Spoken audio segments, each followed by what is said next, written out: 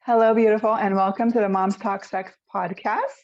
It's a non-judgment place where you can talk about all the ins and outs, ups and downs of marriage, relationship, and children.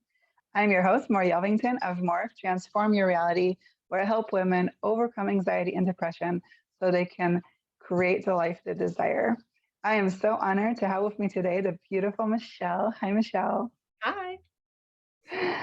Thank you so much for being with me here today. I'm so excited for this interview because your energy and your vibration is so high, and I feel like you have so much to give to our listeners. So, how about you introduce yourself a little bit and tell us what you do? Yeah, with total pleasure, because it's truly my passion. I'm on a mission here to help high achieving women like myself step into our next level of success by redefining happy wife, happy life, and rekindling all like that fun and lit up energy that reignites the flame of seduction and deeply connected love in our relationship. And I guess, like, to sum it all up, I help you turn your marriage into your secret weapon for sexy, supportive success. I love that. So, let's dive right in. Like, how do you do that? How do we do that? Well, look, what I've learned from working with hundreds of women, and what's really interesting is I actually started focusing in on relationships right when the pandemic started, because all of a sudden all these couples, right, we're all in lockdown, and now we're forced to be at home with our partner. Like, all the busyness is gone, all the appointments, all the running around, like we're just home with our person. And a lot of the stuff that we were able to avoid or to put on the back burner, like, it all came up to the surface. And I remember, because lockdown started happening in other countries, we were reading articles, me and my husband, about how, like, the divorce rate started spiking in China and in Europe, and we looked at each other like, oh, okay, like something's really going on here. And me and my husband were co-founders and co-parents, and like it's funny, we were living like our own version of like a pandemic lifestyle. Like, we're always together, so we dealt with a lot of the things that a lot of couples around us started having to deal with. And so I developed my Femme Flame methodology, and what I do is I help women to set their desire on fire by turning themselves on from the inside out, igniting their femme flame, so that they can stop being in like go, go, go, do mode all the time, and really just like enjoy and prioritize their pleasure, and like really connect with what makes them feel amazing. And from there, we rekindle your relationship. So you can have it all in your marriage, and where you get to have everything and your husband gets to have everything too. And pardon for anyone that's not in a heterosexual relationship, that's just my lane that I'm diving into here. So you get to be the best version of yourself while he gets to seduce you with playful polarity, and you can become stronger and hotter together. I love that. So, what are some tips you can give our listeners? They're in a relationship, they're in a marriage, maybe 10 years, maybe 5 years, Maybe 50 and years. right, whatever it is, where maybe, like I said, like when we're moms, all our attention is on our children, on our business if we have a business, or, we really forget to take care of ourselves. But also, how do we revive that? How do we bring that back, that passion that maybe is kind of kindling in the back? Like, that's the last thing I want to do. Because I remember, like, when I just had my firstborn, I joined like a mommy group, and we would go on like girl nights, mom nights out, and I was the only one that was like, oh, I can't wait to go home and get laid and have sex with my husband. And they're like, that's the last thing I want to do. And throughout, like, my whole kind of like growing up and whatever, and being around women, I noticed that that's the notion. The notion is like, I was always like the odd duck, like, you really want to go home and get laid? Like, the last thing I want to do right now is somebody needing something from me, right? There's like this notion of like, why is that not? To me, it's so reviving, so energizing, right? When we connect and we get that fire going, that like adds so much to my life. So how can we bring that back to Yeah. women that lost it? So first of all, that's so awesome, like, that you have this podcast and that you're such a beacon, because I feel like there's a lot of stories out there, or like the general consensus is, marriage gets boring over time. And of course you have less sex and like, you know, oh, I don't want him to touch me, or like, you know, a lot of people do have that experience. So it's definitely normalized, but just because it's normal, it doesn't mean that's how it has to be. So it's really great that we're having this conversation. And I think especially as mothers, something that we don't understand or realize is that like that being a mother, like it's an action word, it's a verb, like you're mothering. Like mother is a very feminine energy, a very nourishing energy, but mothering is a lot of work. And Yeah. for, I don't know if you or your listeners are like into or talk about like, you know, the terms in like polarity, like the masculine and the feminine, but I use that a lot in my work. Like we think we're mothers, so we think we're in our feminine, but so many of us have been trained to be operating in our masculine energy, which is all about doing and giving and caring and pushing and handling and checking things off and like really holding it all together, which sometimes absolutely we need to do that. Like it's very important, but you don't always have to do that. Then we just get Right. in a mode of that being our default. And for so many of us also, we saw our mothers have to do that. And, you know, like a lot of us had mothers that were martyrs, or they had to do all of the things, or had like very stereotypical gender roles, or, you know, they weren't necessarily fulfilled. Like we learn a lot from things that we've seen or like ways that we've been raised, not realizing like, hey, we can live however we want. We don't have to do all those things. We don't have to take care of all those things.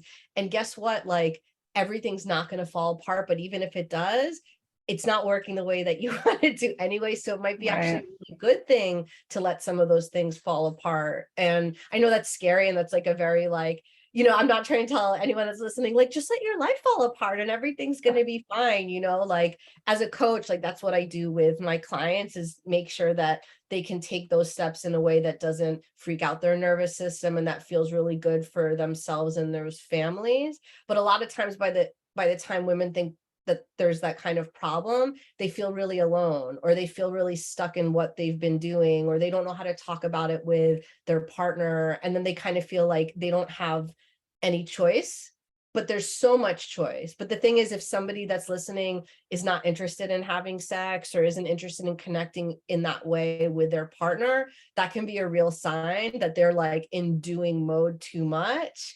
And, you know, because sex gets to be like a real receiving kind of place and a pleasure kind of place. But I totally get it. And I've been there when I'm like, I don't have time for that. I have this to do and that to do and this phone call and that thing, and don't touch me, I'm tired. Like, you know, we've all been there, but that's a real sign that something's out of balance, and it doesn't have to be like that. Yeah, I love that. So, what are some tips you can give them that they can actually start doing now? Or what Like to, tools can we give that we can start maybe having more awareness of where this is an issue? And then, okay, so I want to shift this. How can I start shifting this? Right. well, I'll say start small, but it's sort of the same answer, whether it's big or small. It's do less of what you don't want to do and do more of what you do want to do. And even if do more might mean not doing anything at all, actually, you Yeah. know, like, and there's so many different ways to do that. Like one of the tools that I teach my clients is something called hell yes or hell no. And so it's a very black and white thing where you look at a task that you have to do. And if it's a hell yes, if it gives you energy, if you look forward to doing it, if it, you know, like, great, do it, because it's going to be regenerative for you. But if it's a hell no, then either you're going to take it off your list, or you're going to delegate it, or you're going to shift it so that it does feel like a hell yes for you. And those can be really small things, like, I'm not going to pick up my husband's socks from the floor anymore. That's a hell no. Like, I hate feeling like his mom. I'm not doing that anymore. And then what happens when we do that is we start to challenge ourselves, right? Like, but he's never going to do it, but the house is going to be a mess, but all those.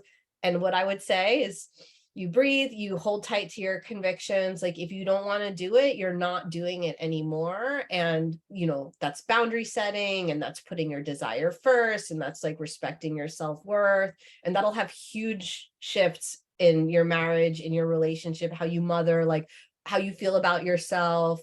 And you can start as small as possible. I love that. That's a great. So a hell yes or a hell no. Boom. And is there a way or a tool that you can give maybe to someone that's, they're like, I don't want to do this. It's, like they know they need to work on their relationship, but they don't know how to get to that point of being turned on, or they don't know how to get to the point of how do I do this now? How do I rekindle what we kind of like let go of? How do we bring it back? Well, a lot of times, like we think we need to just dive in specifically to that problem, but usually there's a lot of other stuff that needs to happen first, like, because I would never want anyone to force themselves into doing something that they didn't feel like doing. Like, can I curse on Right. your show? Am I allowed to use curse words? Yeah. Or whatever words. I don't know. You know what? It's like, if your pussy's dry, like you don't want to like shove something in there. Like you need to lubricate it. You need to get yourself Right. warmed up. And I'm using that like as a metaphor too, like I do actually have a master class, which is called Ignite Your Intimacy. And it's for women that want to feel turned on and like that they want to bring that spark back. But what's really interesting about that is most of the work I do, I only work with couples. When I've worked with my clients for a long time, in the beginning, I only work individually with the women because you have so much power and authority, and it's so much about what's going on within you before it's even about what goes on in the bedroom. So even in that masterclass, it's about doing a special practice that reconnects you to your own intimacy and to your own body and creates that space for yourself and that energy within you before I would recommend anybody's like trying to do that to their husband. Because a lot of times what happens is, we can feel resentful or we can get frustrated, or, the stories in our head, he doesn't know how to touch me, or I could, be spending this time doing something else, or, like, whatever, like there's a lot of old stuff that can come up, and we don't recognize that in any relationship, it's a dynamic. It takes two. And what's so freaking cool about this work is that if one person makes a shift, the whole dynamic shifts, the whole energy shifts. It's impossible Right. not to. And so if you can make that shift in a pleasurable way for yourself, win for you, win for the relationship, and so many really amazing things can happen for the way that you are together, but also in your sex life.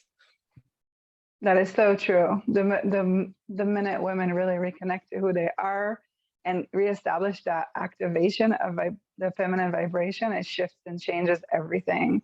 It's Yeah. just amazing to experience doing this work. I know.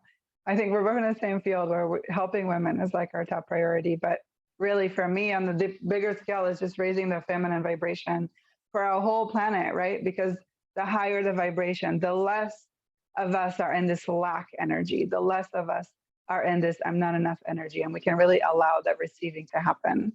Yeah, and It's so beautiful. we're talking about standards here, Yeah, and most women don't know how to set standards unless they're pissed.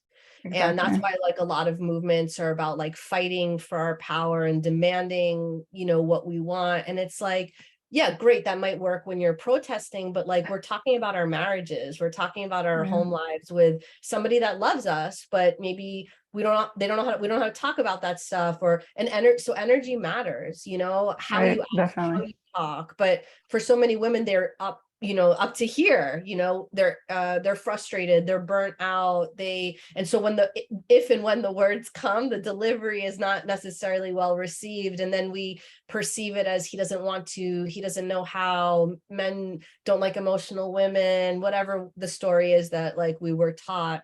And it's simply not true. Like the one thing that I always reconnect my clients with is that undoubtedly 100% your man wants to be your hero. Nothing makes him feel better than feeling like you're happy and that your happiness came because of something that he did, or because of like his presence, like, and he wants to have that kind of relationship with you. But just like if you think back to the beginning of your relationship, right? Right. Like in the beginning, you guys were both excited, and does he like me? And you were wearing like your cutest outfit, and like, is he gonna kiss me? And like flirting, and then that stuff starts to wane because life, Life. business, money, kids, garbage, collection, whatever, all that kind of stuff. But like, if it was there before, 100%, it can come back, but in like a whole other way, because who you are now and who he is now, like you guys have so many more resources, experiences, wisdom, like it can be a really fun discovery. Women don't have to feel stuck, but a lot of women just have lowered their standards. Like, oh, this is all I can Right. get, or this is what marriage is, or like, well, I'm lucky that at least he does the dishes. Like, no, you don't lower your standards anywhere else. You don't have to lower them in your marriage. But if you're not getting your needs met, the way that you're trying to do it, it's just the tactics that aren't working. And it's what you were saying about the energetic vibration. It's like learning how to receive that, learning how to create experiences that feel really, really good for you. And that's when things really start to change. I love this so much. I love everything you're sharing. Thank you so much. So if our listeners want to find you, where can they find you? So I'm all over the internet. You can probably Google satisfied wife and you will find me. If it's another African-American woman, it's not me. I'm the white version of satisfied wife. I also have an amazing Facebook group community. It's called Goddess Wife Vibes. And just find me on Facebook, connect with me. Like, I just really love, I'm a relationship person. So I just really love connecting, and I'd love to talk to any woman that feels like, okay, I'm stuck. What do I do next? Or anyone that's curious about my Ignite Your Intimacy masterclass. It's only $97. Oh, I love that. Thank you so Yeah. much for sharing. And we'll be sure to put links in our bio so women can reach you easily and quickly. So thank Awesome. you so much for being with us. And thank you to our listeners for listening. And we'll catch you again next episode. Have a wonderful rest of your day. Bye. Bye.